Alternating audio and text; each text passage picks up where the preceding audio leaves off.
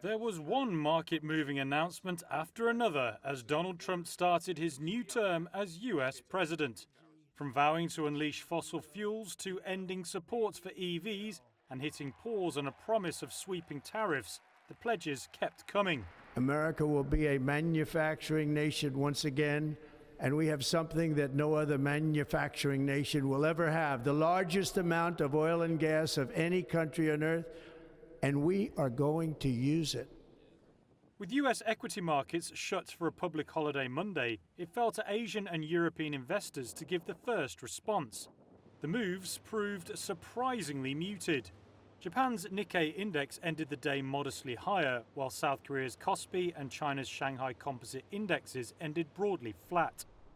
Shares in some big exporters weighed after Trump indicated tariffs could still be coming, if not on day one.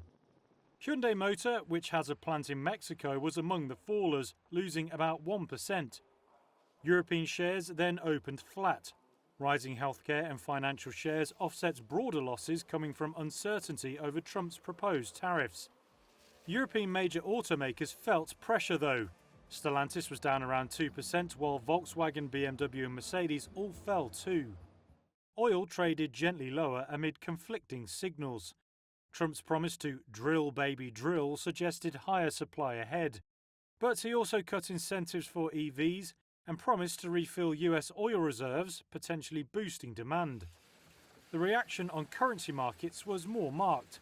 After a dip following the lack of action on trade, the dollar then recovered some ground following Trump's signal that tariffs were probably still coming.